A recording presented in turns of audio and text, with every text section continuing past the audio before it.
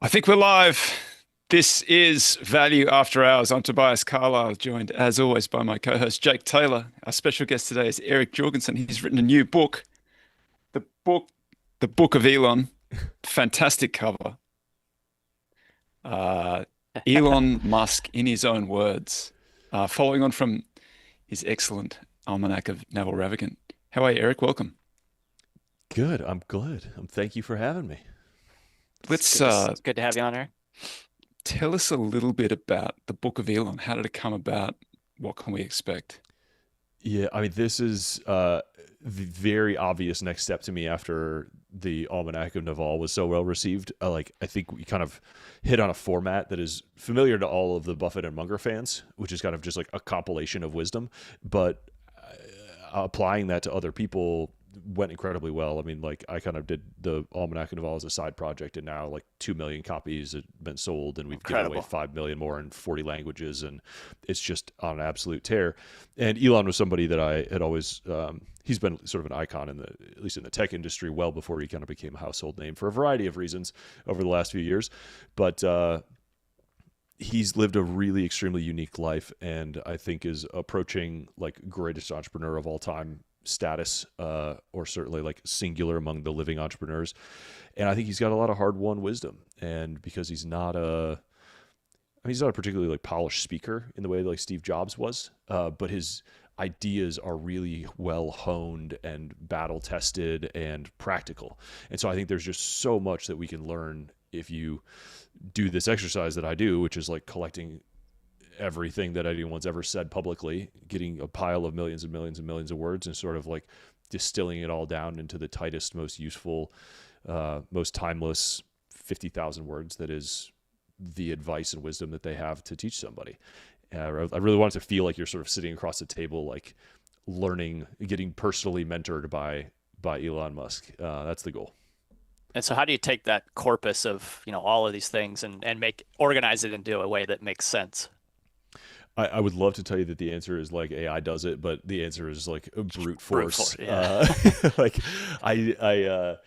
I just spend hours, I select these books carefully because I have to spend hours and hours and hours and hours listening to and reading this person. And I compare it to kind of doing a jigsaw puzzle. Like I go Mm, searching for all the pieces, and then I've got just a pile of chaos on my desk, and I start sort of organizing them into piles, and I collect the pieces that I like, and I sort of figure out how they relate to each other and which ideas build on each other or support each other, and what the core themes are, and what things are sort of the hits that everybody's going to sort of expect and want in there, and the stuff that other people are like have never heard this before, but it's actually a really important sort of accentuating point or supporting story that holds up some of these key pieces and shows like the synergy and the synthesis between how the ideas actually work together and explain some of these outlier outcomes. So So what would be an example of like one of the corner pieces of the puzzle? uh, so one of the corner pieces of the puzzle is probably speed, like Mm, speed and full use of time, right? This is something that the organizations are well known for moving quickly, faster than their peers. Elon is well known for working a lot of hours, but the sort of layers under that I feel like aren't quite as fully appreciated is he works all of the time on whatever the most important thing to do is, and like a combination of attacking the bottleneck, using first principles, and doing it immediately. And so those aren't sort of like 10% improvements; those are multiplicative stacking improvements. Um, and it's really easy to sort of underestimate how those actually combine. And so, we all know that sort of coming from the value school, it's very well understood that one right decision can solve everything, right? You only need to make one, two, three really good decisions in your whole life to have a career, to have a generational outcome of wealth. But if you're operating a company, you usually need to make one of those like every week.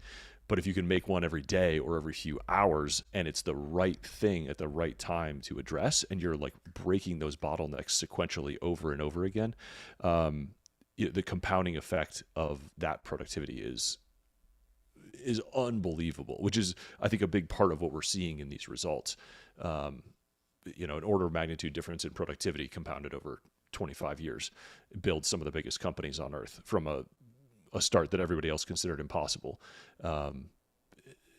It's hard to remember just how impossible these things seemed when he started out, and we're still, there's sort of this perennial feeling of like, we are amazed by what he did in the past that used to be impossible. Like, oh my God, it's so great that electric cars are a household name. It's so great that self-driving is now working. It's so great that, we have reusable rockets. I know we told you that would never work, but this thing that you're doing on the moon, that'll definitely never work. This thing, like building a terafab, that'll definitely never work. And so like, there's probably like a reverse Lindy effect here where like, we all use the same techniques to explain the outlier outcomes of the past, but at the same time deny like the outlier outcomes that someone's claiming in the future. Yeah. How does Elon balance being the CEO of so many different companies and still that idea of moving quickly? Because the way that someone like still Buffett put out does it, 20 tweets a day. How do you do that? the way that Buffett has this idea of extreme decentralization, so he pushes all of the decision making down into the CEOs of the companies, and then he's largely free to sort of look at the top level. Whereas Musk seems to be much more personally involved in all of the companies. Does he have good second in command, or does he just respond very quickly? Like what's the secret there? I think there's probably a few, and the answers vary. Like Gwen Shotwell functionally runs the business and the HR, the finance, like a lot of the more operational pieces of SpaceX and has for many years. And Elon is an engineer, and all he really wants to do, and where he primarily focuses, his whole school of thought is around like build a product so good that the rest of everything kind of takes care of itself. And so he spends a lot of his time in technical reviews and in deeply detailed ones. I suspect there's a level of sort of abdication where there's like teams and executive teams and administration that sort of happens without his direct involvement. But his version of his job description would probably be a little more like Eye of Sauron than, Warren Buffett has like total abdication. And Elon is like abdication for extremely selective, not just micromanagement, but like nano management of like wherever the bottleneck is in my whole empire, that's where I'm going to fly. That's where I'm going to sit. That's who I'm going to talk to. That's what I'm going to attack. And then like zoom back out and find the new bottleneck and zoom back out and find the new bottleneck. It's a very different mode of management, obviously, but I do think there's a really, the common thread between Warren and Elon would be, which is a fun game to play, would probably be like, what is the single most important thing to be thinking about? And that's where my attention goes. And Warren's is just like reinvestment of cash flow and like the actual capital allocation decision. And I abdicate all of the operational decisions to like the people closer to the ground there. And I think Elon's version is like the product is all that matters. And the absolute dominance of the product in the market on both physical and economic characteristics. And I'm going to attack wherever the bottleneck is in that process, because that is the lead domino that will define whether the entire business is successful or not. I mean, someone's made a good comment here. Identify acknowledging what's most important to work on is an underrated skill. I mean, that in and of itself, the ability to identify what is the thing that you should be working on. How does he go about doing that? Yeah, that's a lot of people ask me like, what would you ask him? And like, that's actually my answer to that. Like, I think there's a section or maybe even a book to be written about like how he identifies those decisions. I think maybe the answer is just addressing the bottleneck that is only really helpful at a surface level. That is going to be extremely contextual question regardless. And so sometimes you hear him talk about it as it's the bottleneck to operational speed. Sometimes you hear him talk about it as like the bottleneck is that the team that I have turns out they are not going to be successful. And so now my imperative is to replace the team. It may turn out like I have really talented people, but they've got the wrong sort of presumptions, or they're structured the wrong way, or they're working on the wrong material. And, from his sort of zoomed out view, and the really clear North Star that he's trying to reach in the long term, he's going to go like really put a finger on a technical decision or a material decision or a trade-off and really try to force that issue. It is a truism, but I think the like 5 whys is also a really good answer to that. You know, a lot of times there's not just a bottleneck, but there's a bottleneck in the bottleneck in a bottleneck in a bottleneck, and drilling all the way down to really understand, like, you know, the part in the supply chain that's constraining. Like the example is turbines, right? Like if energy is the bottleneck to scaling AI currently, and the best way to scale the best energy supply is portable gas turbines. All right, where are all the gas turbines? Well, they've all been bought. Why? Because there's only 3 companies that produce them, and they can only produce so many. Okay, what is their bottleneck? It's actually like the machining of the fan blades inside the turbines. And why is that? It's like, oh, because there's only 2 shops, you know, in North America with enough precision to do it. So like, all right, where do those machines come from? Like, just digging and digging and digging and digging and digging. Yeah, that's fascinating. I'm so fascinated by that thought. It completely blanked what I was going to ask you just then. I remember. I've seen some analysis on. So Tesla's kind of an interesting. Musk bought Tesla, so it's like an acquisition. What do they call it? Entrepreneurship through acquisition, rather than him sort of inventing the cars. But he's done it so early that it's functionally it's his creation. But the question that I have is, like, why would you have focused on an automotive, like cars?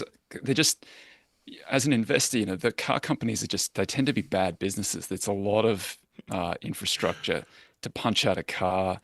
You don't make much money on what is a pretty big purchase for most people. But then I've seen some analysis of the car industry that says that there's enough turnover in market share that you can capture a small portion of the market share and you could become sort of self-sustaining at a fairly low level, which might have been the thing that attracted him to it. But I've never really heard a good explanation for why he focused on that rather than some other problem initially. I think the frame of this question shows is really it's a common misconception. I think it's a poor theory of mind for Elon as a person. Like, that presumes that he is going about his whole career saying, what company can I start to make the most money? How can I preserve my return on capital? And it is a correct observation that if that is your North Star in life, then starting an electric car startup in 2002 would have been the fucking stupidest thing you could possibly do. And so, like, the frame of that question would be like, what did he know that I didn't? Or why would he start this low likelihood of success, low capital return endeavor? Is just completely, that is not how he thinks at all. And it's part of why these companies are such an outlier success, because these opportunities were on nobody else who thinks in those terms radar. He, for better or worse, goes into starting a new company saying, what important problem needs to be solved for humanity to be successful, for humanity to thrive, for consciousness to continue, and importantly, what problem is not actively being solved by somebody else that is very important, and do I think I can make a dent in it? Or do I have a chance of making a dent in it, right? He's not even picking problems that he has a high likelihood of solving. He's picking the most important problem for humanity and shooting a shot at it with maximum intensity, no matter how long the odds of success are. And this is why, like, starting the company is one decision, but it's a whole different thing when you get to, like, doubling and tripling down when he gets close to zero, right? Do you know the story of, like, late 2008? Tell it. The choice that he faced. So, like, Q4 2008, heading into December, he had made like $200 million from PayPal, and he had put almost all of it into both Tesla and SpaceX, and was sort of trying to lead and build them in parallel and fund them almost solely himself. His going in proposition was that SpaceX he would fund for 3 launches with $100 million. And he thought if you couldn't make it to orbit in 3 launches, then they deserve to die. And he's like, we'll just, we'll share everything we learned.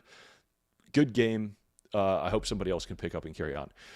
But that failed 3rd launch, he's like, I think we got it. I think we know what it was. They didn't have enough money for a 4th launch, but they had a bunch of spare parts lying around. And Tesla is in a really dire position, right? They had just fired the guy who had been functionally the CEO, who'd been doing a terrible job for the first kind of 6 years of the company. The original Roadster was negative margin, so everyone they sold, they lost money on, and none of them were delivered. And the company was out of money, and they were going to miss payroll on the day after Christmas. And so Elon is sitting there with both companies hanging by a thread, out of money. He's down to his last $40 million, if you can imagine being so destitute. Yeah. And God, he poor describes bastard. it as feeling like he's sitting there with like his holding a kid in each hand over a cliff. Like, the mission of SpaceX is to make life multiplanetary and preserve consciousness. The mission of Tesla is to electrify the future, like resolve climate change and save lives through autonomous driving. And he's like, I cannot give up on either of these companies. And if I put all my money into either one or the other, they both have much better odds of success. And he takes the path that is maximum risk for him personally, financially, and reputationally, but gives both missions even a tiny chance to succeed. And this is the kind of decision that you can only make if you are deeply principle driven. If you're not coming into this saying, God, I really got to make sure I get my $40 million back, or, this is not how this man thinks. He thinks like a hero in a sci-fi adventure movie, and he says, like, I got one life left. Like, I'm going full YOLO. Here we go. So he splits the money, puts him into both. The fourth launch at SpaceX works, and immediately after, NASA calls and offers a $1 billion contract at SpaceX is saved. And Tesla, he puts all his money in. Investors say they'll match what he puts in. So Christmas Eve, 6 p.m., he puts in his money. Investors come in, and that is the money that gets the initial Roadsters out the door and like gets Tesla into actually producing the Model S, that becomes like the best rated product or car to date of all time, and really became like the inflection point. That is when he had sort of taken over as CEO of Tesla and things began to kind of turn around.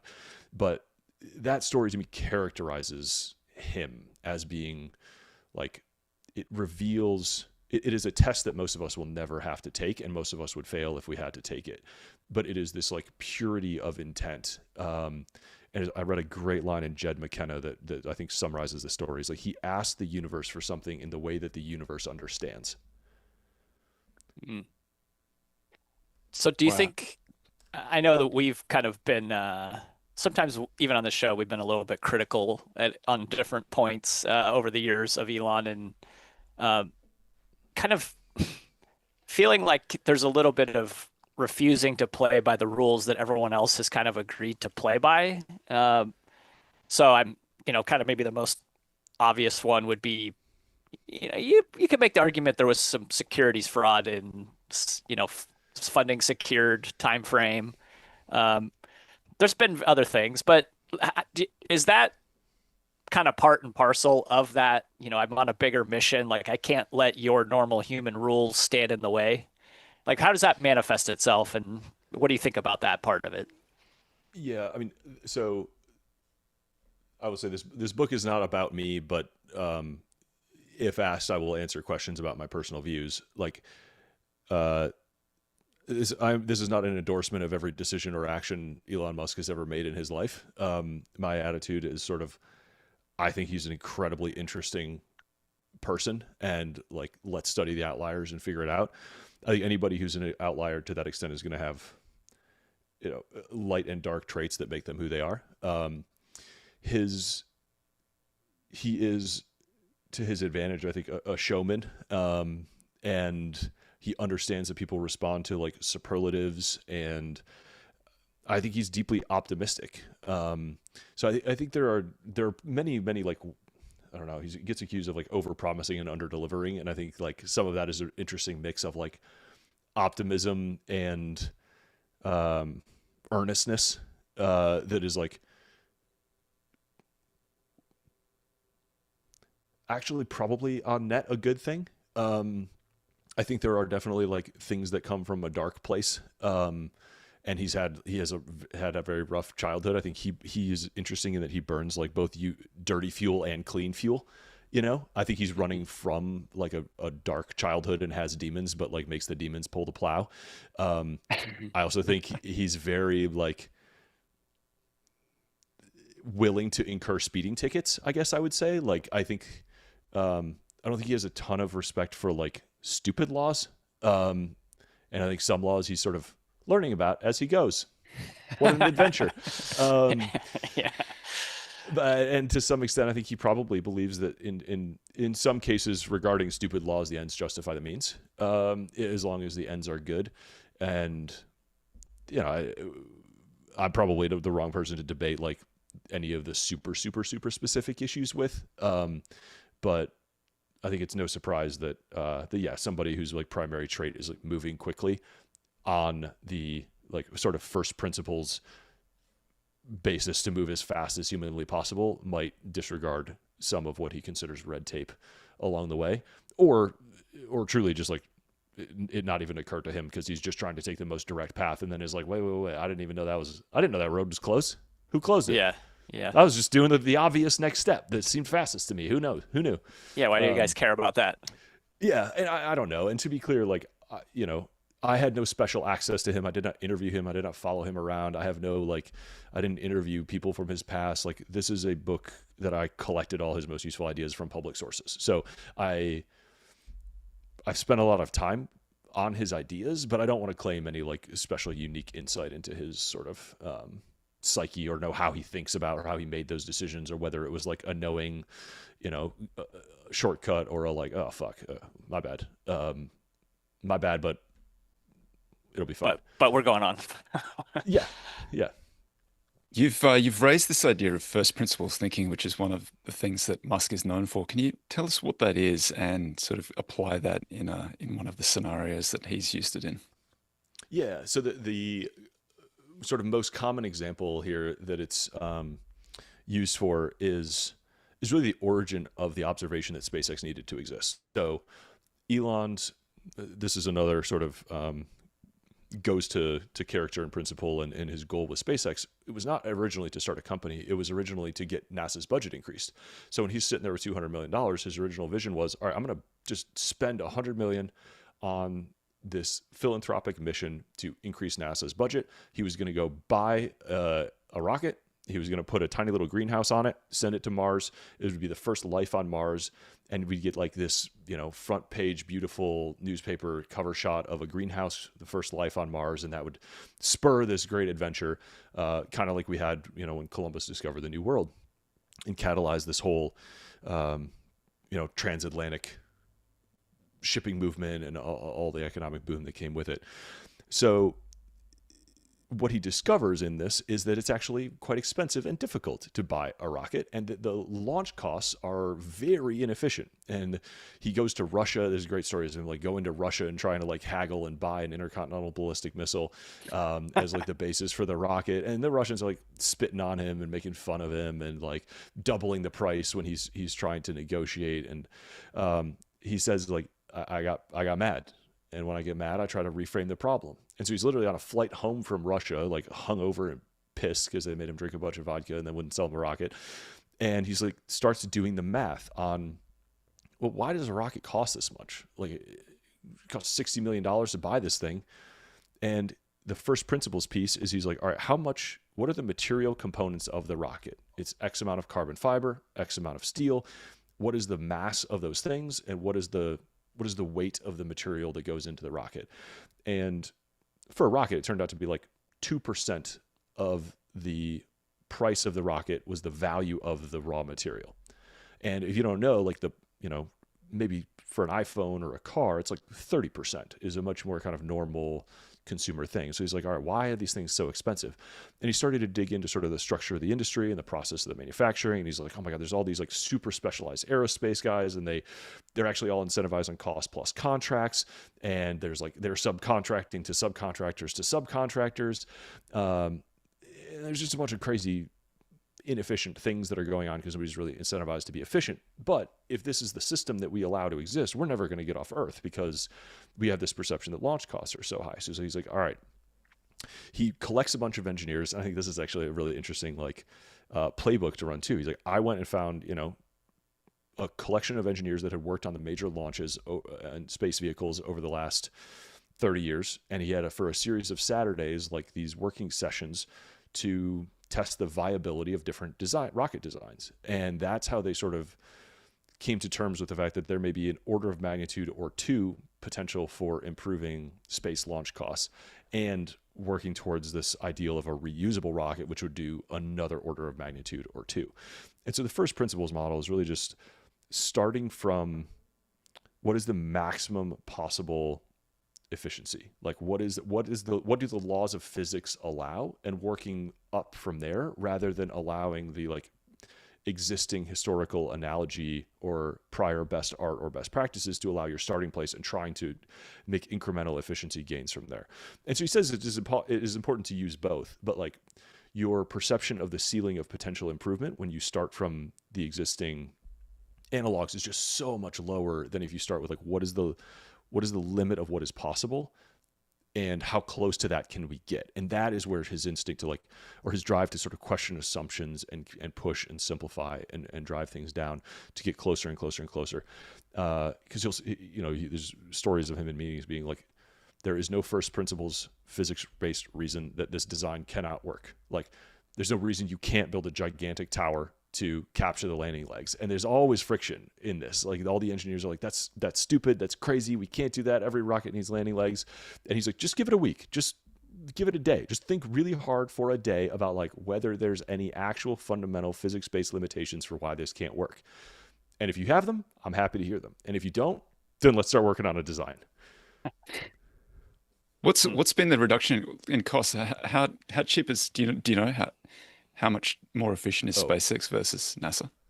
Orders of magnitude. I mean, you can see. Well, NASA's the wrong like analog because NASA's a customer of these things, and so you'd be looking at sort of the mass to orbit from previous space shuttle systems or space systems.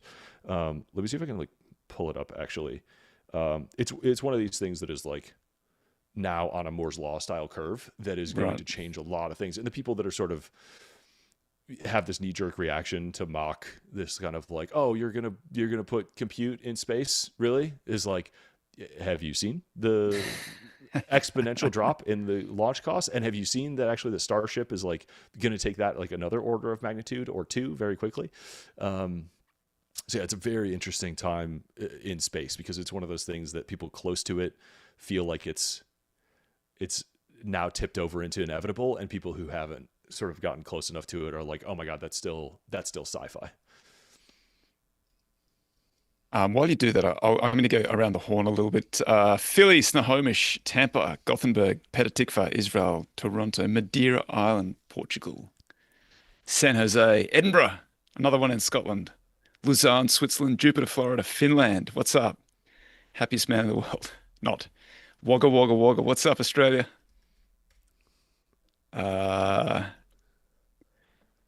Byron Bay, congrats. That's where I proposed to my wife. Good place to keep on going back to. She said yes. She did. She did. Gave her a bottle of wine first. Smart. JT, do you have veggies for us today? I do. Do you want to hit us with some veggies while Eric's crunching the numbers? Doing the work, yeah. So this one hopefully fits pretty well with a lot of things that Eric's been talking about, and totally just by accident. So it wasn't even really planned out. None of these things ever are. But so we'll start with a strange number, and that is 10 bits per second. And recent research says that throughput of conscious human thought is around 10 bits per second. Our sensory systems take in vastly more than that. Your eyes alone are feeding your brain something like 1 billion bits per second. And whatever the exact numbers, don't worry about that. The point is that human control runs through a very narrow bottleneck. And if 10 bits per second sounds kind of abstract, think about like, earnings day, and you've got the transcripts coming out, you got stock chart moving around, you got your group chat blowing up, Twitter, you've got the incoming headlines, you've got this buzzing sound from the AC that you just noticed, and this entire world that's competing for your attention. And the inputs are flooding in, but your conscious mind can only really evaluate one thing at a time into a deliberate action. And focusing, on that one sentence or updating that one assumption or deciding what's for lunch, whatever. That narrow channel is what kind of that 10 bits per second is getting at. And, we humans, we think serially, we're selectively attentive. And the institutions that we built are, our families, our schools, our companies, courts, democracies, they're all built around that human cadence. Civilization runs on this kind of slow clock that evolved from our biological constraints. So I've been thinking lately a lot about how AI changes that clock. And it compresses this distance between sensing, analysis, action. It can monitor continuously, predict continuously, update continuously, optimize continuously.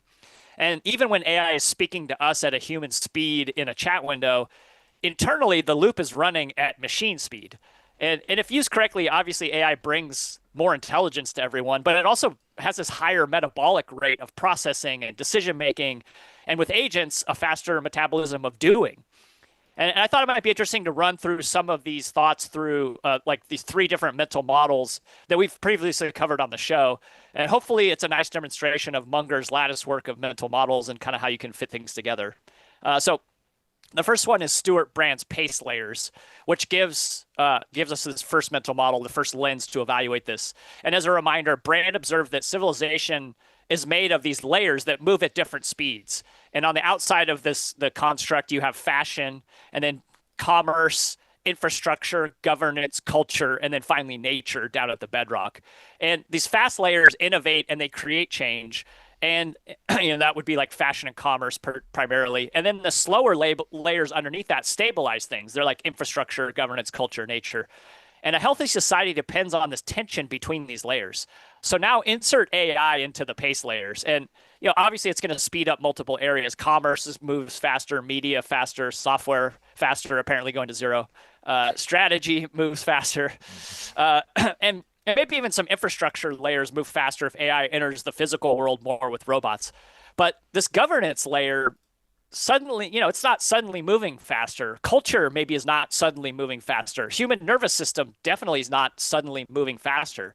So the core problem is a risk of desynchronizing things that were previously synced up. The next one is Jeffrey West giving in his book Scale.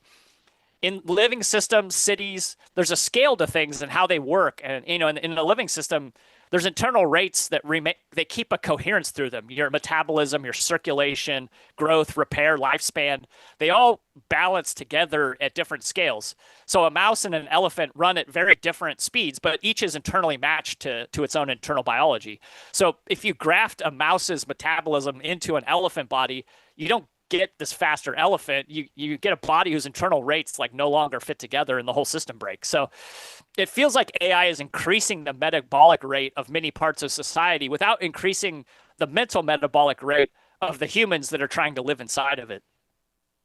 So, we can't really probably expect to get a uniformly faster civilization. We're getting incompatible internal tempos then. And we're not just dealing with more information, we're dealing with these tighter loops, shorter response windows, fewer pauses, more frequent demand to kind of reorient ourselves. And this may be starting to sound familiar to you, Toby, because we're now entering the world of John Boyd's OODA loops as our third mental model. So do you want to give just like a quick 1-minute recap of what the OODA loop is? I know you know it well. Yeah, the idea is from aerial combat, observe, orient, decide, act. The faster you can make those decisions and maneuver, the more quickly you respond to the environment and to your adversary if they're out there. And so the more able you are to hose them rather than have them hose you. And the idea applies in business as well. The faster you're able to figure out what's happening and adjust to it, the better able you are to compete and adapt to the situation.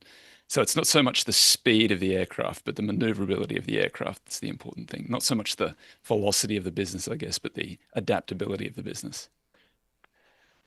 Right. So Boyd's work is usually remembered as like this theory of speed, like you said. And perhaps maybe the most important step in there is that orientation, which is what perception becomes meaning. And it's where you could build a workable map of reality. The speed of AI could be destabilizing this orientation.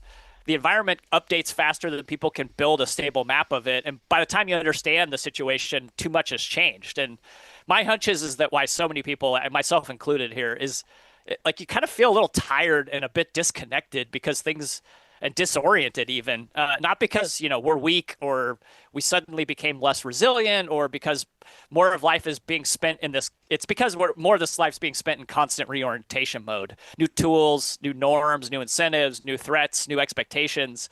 This map keeps changing under our feet. And that drains our attention often, and it can fragment our memory and shorten our time horizons and makes planning feel very fragile. And it creates this feeling of kind of always being behind, or like that, even when maybe nothing is obviously wrong at the moment.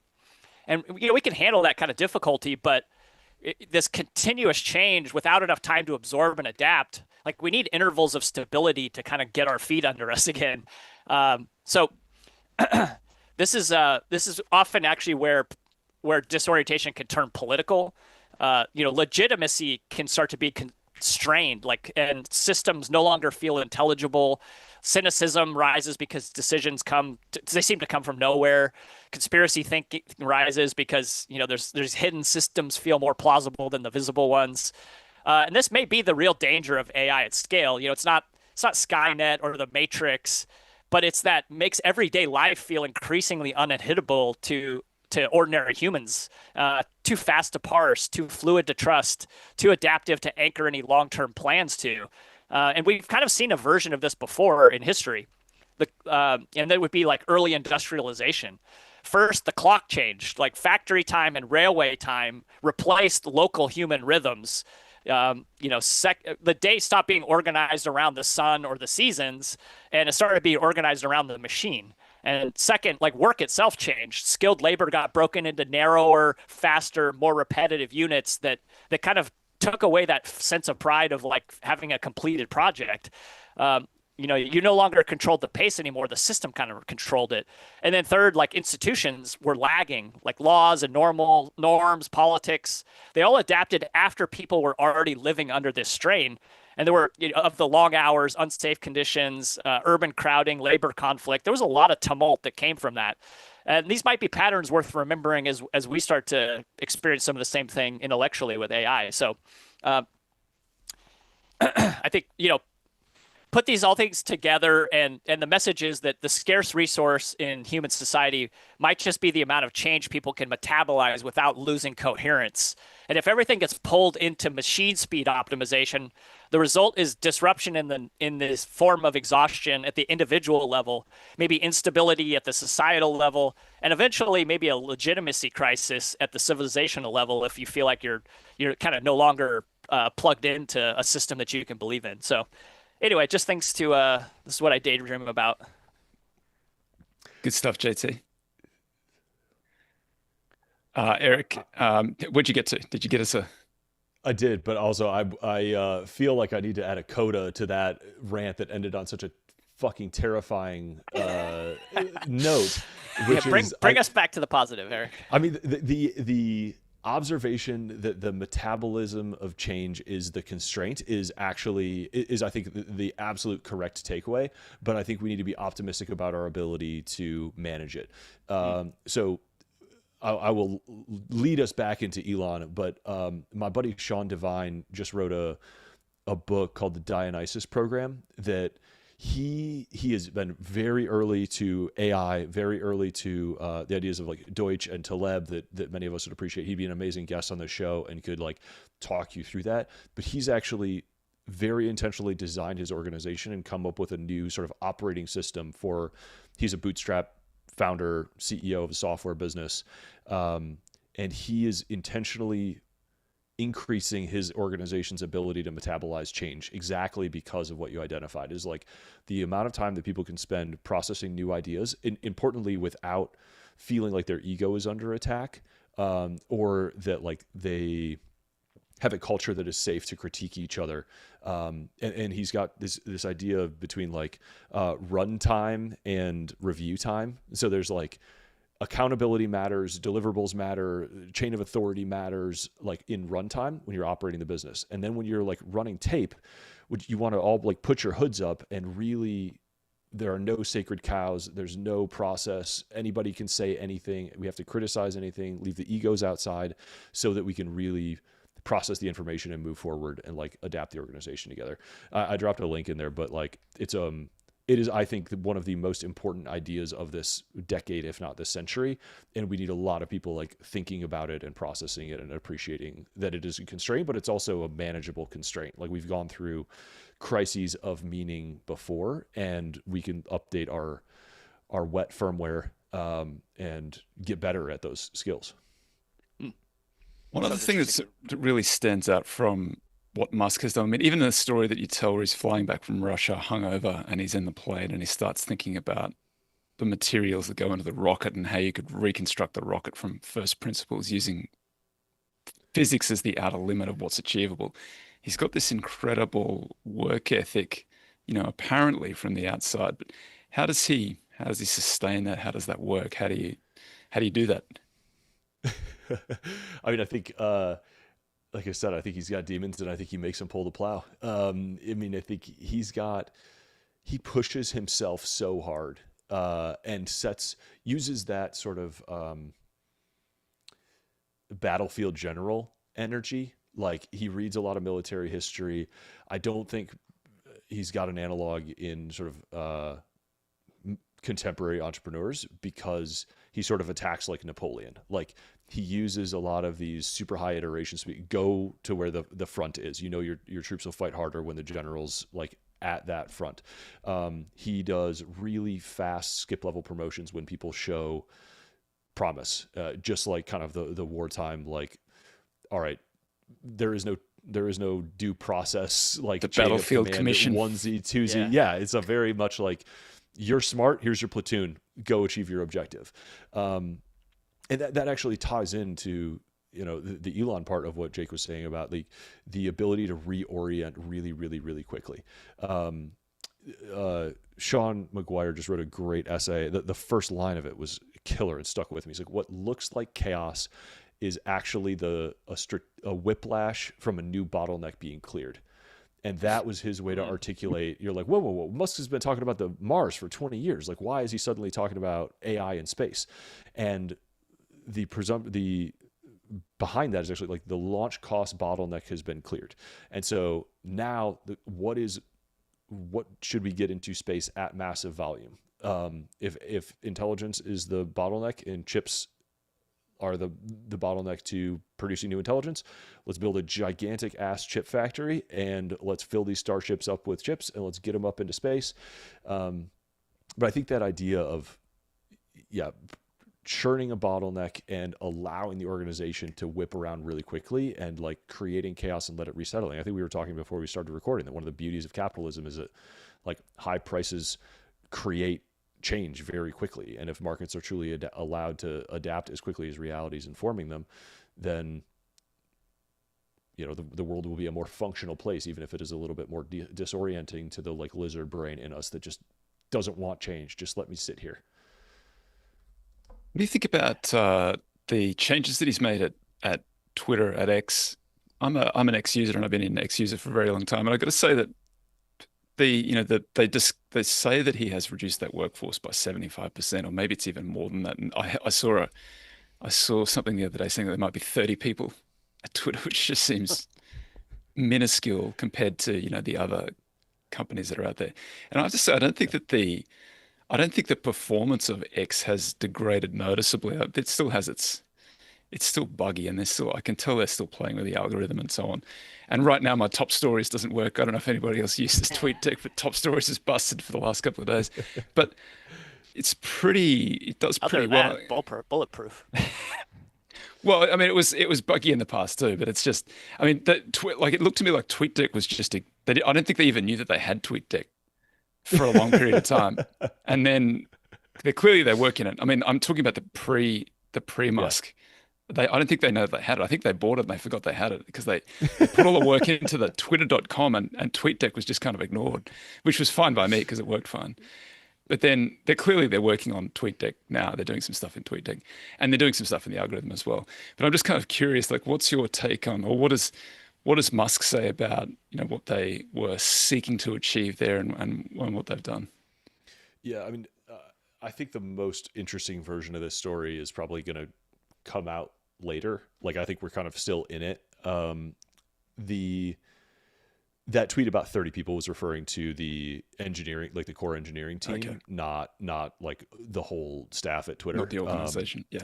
And I think there's actually more headcount on the like sales and marketing side, Sure. Yeah. which makes sense because they're trying to, drive a lot more revenue. But it's easy to forget how little Twitter shipped in like the 5 years before he took over compared to how much they're actually shipping now. Like there's been a ton of new features and better features. It was a rocky road. The algorithm definitely sucked there for a while, as they were iterating quickly and getting reoriented, as is apparently the theme of the day. But at least I am also like a Twitter power user, and I will say it is much, much better than it has been in the past. I think we're coming into things that feel really good and tight, and I'm having success using it for what I use it for, which is wanting to like stay in touch with the people kind of in my sort of little tribes, right? Like my tech tribe, my value tribe, my book nerds. And it's of only small amounts of like headline news, and there's a lot more customizability than there used to be, and all kinds of additional kind of features, adding the long form video and all that stuff. So I mean, do you remember when the transition actually happened and he laid off 75% of the staff and everybody ran headlines saying like, Yeah. Twitter will go down tomorrow, like it'll never exist again, good luck. And then like 2 months later he laid off another 75%, and the website is still nothing up. happened. It's still nothing happened. So there's people in tech in particular who sort of see that as a canary in the coal mine of like, hey, is every software company overstaffed by like 400x or like 1000x maybe? And it does.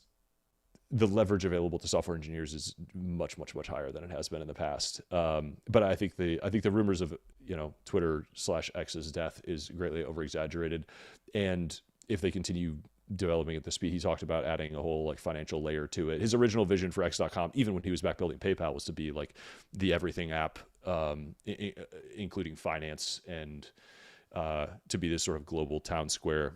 And I don't know, we probably want to put aside the whole like free speech and censorship debate at the moment, but I think somebody's going to write a fucking incredible book about that in a few years when all of the material is actually out and people have had time to sort of parse through it. Because I think that's one of the most interesting things, that it's hard to know who's telling the truth about what at this point. But I'm really excited to sort of read that account, because I think there are people who think that Elon saved the West by getting a social media platform out from under free speech, and there's some people who think that's an absurd, or out from under sort of government censorship, and there's people who think that that's an absurd conspiracy theory and no such censorship existed, and they both have sort of equal conviction in what looks like proof. So I'm excited for somebody else to figure that out. Tell me. Toby, have you been shadow banned before? I don't think so. I think I'm pretty anodyne for the most part. Yeah. I've got a very niche. So no, I don't think so. Have you? Too provocative. Yeah. Nobody's going to Couldn't shadow tell. ban me for posting pictures of my kids hitting baseballs. That's not like a thing. You hope. One of the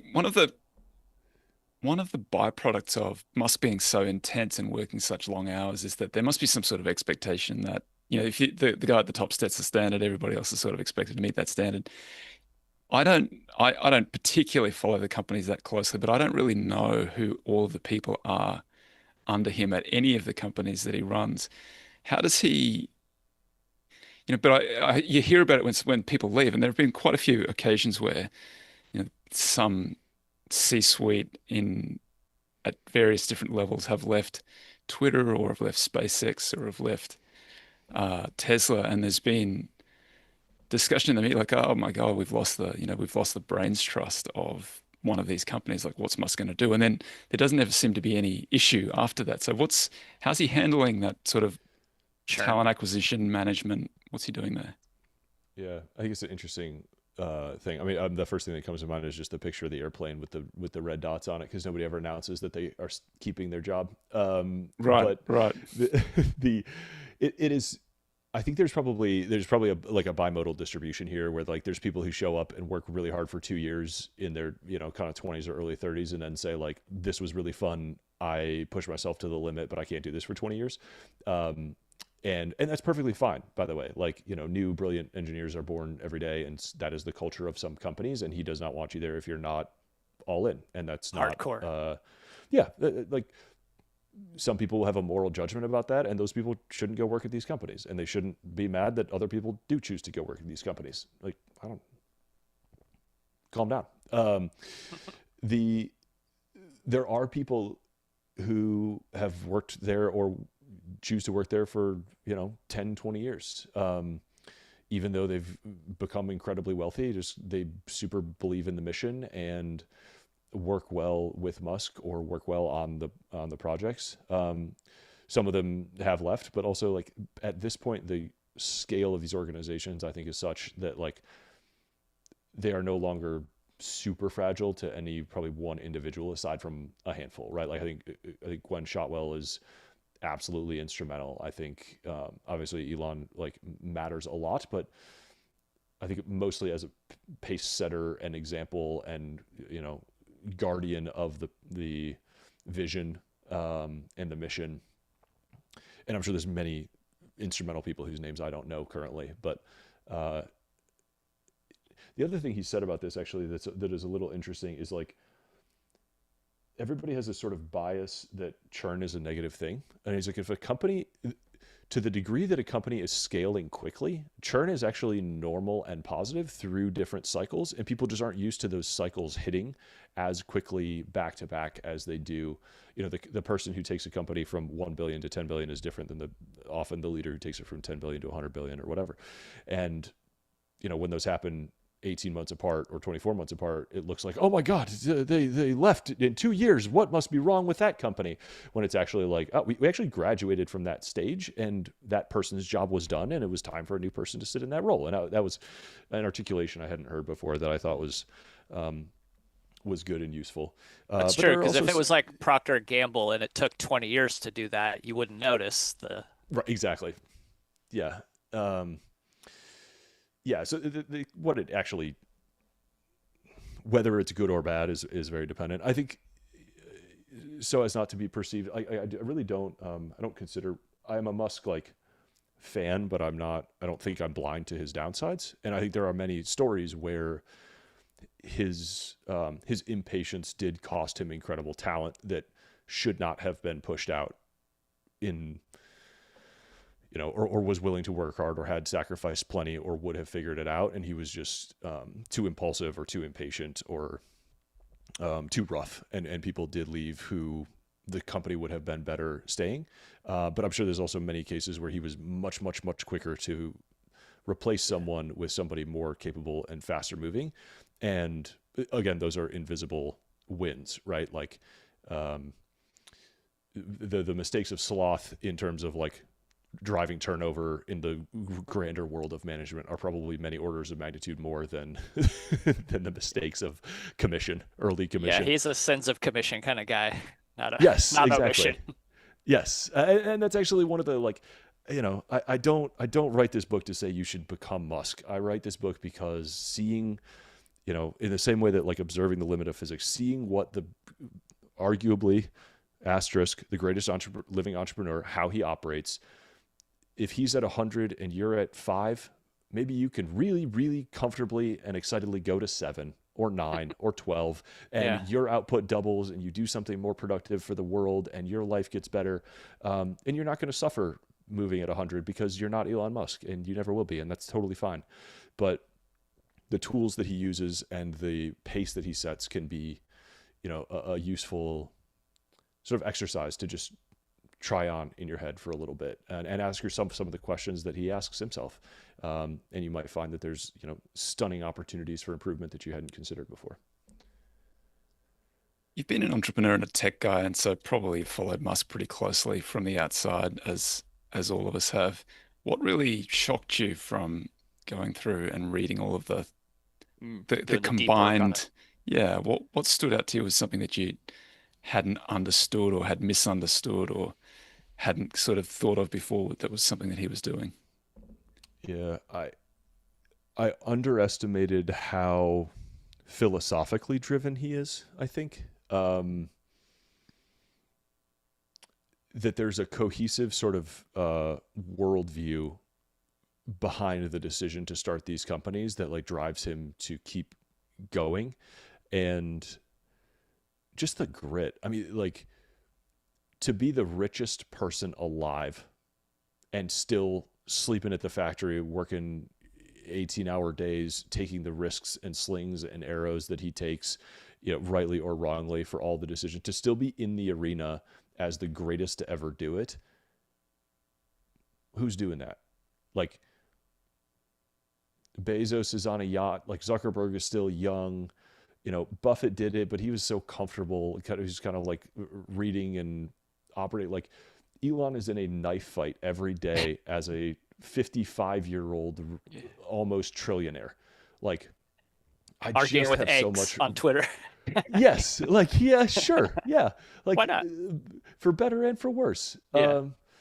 Like, he's just like I said, for better and for worse. Like, he's got light and dark, and they come from, I think, similar places, and they drive similar places. And I'm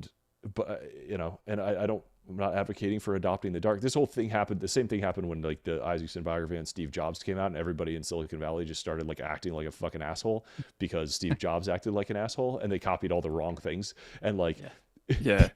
there's a version of this that I worry will happen. Of It's like, like, like people eating in steak restaurants because they want to be a Warren Buffett investor. Yeah. That's Gorat's Cargo cult Yeah, kind of stuff. I too can eat a terrible steak. There they are. That's not the best steak.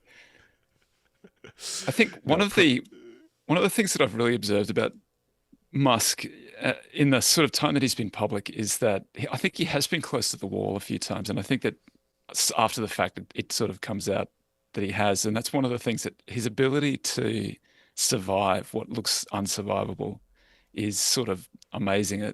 Do you have any thoughts on that? I mean, he's definitely got a higher risk tolerance than me, and probably to some extent like a gambler's mentality. It is also. I was going to reframe the question. Like, if is there a martingale, outcome here where eventually you do hit the wall and crash out, and we like it becomes a cautionary tale now instead of an inspirational one.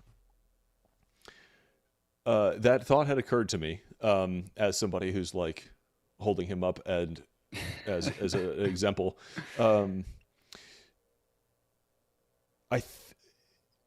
Yeah, I mean, it's totally. I mean, I don't know that zero. I think zero. I don't know what he's doing with his net worth. I don't know like where he's levered and which things are dependent on which. I know I do know he borrows against his stock in different areas to finance new things. I think at this point we're probably past a like high level of risk there, but I have no information. I think even if he died tomorrow, like, he would still go down as, one of the best to ever do it, just based on the organizations that he would leave behind, and the sort of progress that's been created, especially if the trends of each of these organizations continue, which I think, kind of the mass and momentum and the culture has been instantiated in all of these. Like, there's tens of thousands of people at all these organizations. Like, we also run the perennial risk of sort of talking about Elon as a human when he's out. Kind of a symbol. Like, there's the man, there's the core group of people doing the work that's more than just him, and then there's like the symbol and the whole like economy of things that he's created. And I don't want to conflate those because it's easy to do, and then you start to sound like deranged hero worship, and like you're ascribing superhuman talents to somebody when it's actually just this sort of compounding leverage process. That's a good observation. So he's one. Yeah, I mean, it's the most leveraged person on earth. Like, I don't mean the financial definition of debt leverage. I mean like the most people, capital, attention, fandom, like talent of employees. It is a lot. There's a lot of people riding on his judgment and his leadership and his brand. Like, yeah, setbacks definitely possible, but as he points out, like, he's like, I've lost many battles, but I've never lost a war.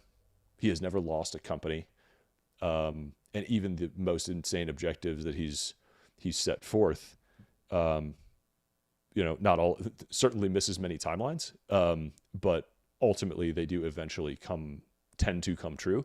And as he points out, like, if you are predicting something concrete about the future, what matters is not the specific date that it happens, but whether it happens at all. And it's really difficult when you're projecting on an exponential to actually identify, like, it's very easy to be off by an order of magnitude if you get the date, the break point wrong in the date.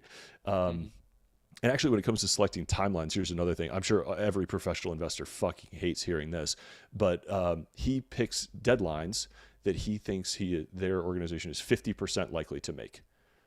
That is his heuristic, right? He believes there's like a gaseous expansion level law of schedules. And so he's like, if you pick a deadline you're 100% likely to make, one, the work will take that amount of time, even though it will waste a tremendous amount of time and resources. And two, you probably still won't make it because that's the nature of deadlines and how people treat them anyway. So if you pick a deadline that you're only 50% likely to make, it's this forcing function where some of the time you're going to make it and way faster than anybody else thought you would. And the rest of the time you'll fail, but you'll still be way ahead of than if you made it twice as long. Right. And so, of course, the nature of that is that there's going to be broken, like, quote unquote, broken promises or overpromise and underdeliver, whatever, all over the place. But he's like, his true North Star is making the future happen faster, getting the best product possible out into the world as quickly as humanly possible. And through that lens, like, short timelines are just a means to do it rather than, the ultimate thing. Is not like the goal of his life is not to be correct about the predictions that he's making about his performance, is to make the performance as good as possible. Right. Awesome, dude. We're coming up on time. The book is The Book of Elon. Cover's spectacular. I haven't read it cover to cover, but I have flicked through it pretty closely, and I loved every page that I read. I had a really good time reading it. It's a superbly crafted book, so congratulations on that. Folks want to get in contact with you. What's the best way to go about doing that stuff? I'm obviously on Twitter all the time, Eric Jorgenson. The book is at elonmuskbook.org. I'm at ejorgenson.com, and my company Scribe Media helps people write and publish books. If anybody's interested in some help writing, publishing, promoting, it's what we do. JT, any final words? No, just thanking Eric for coming on. It's good to catch up with him. Yeah, congrats. Thank you for having me. Grab a copy of the book. It's great value. Thanks, Eric. We'll see everybody next week. Same bat.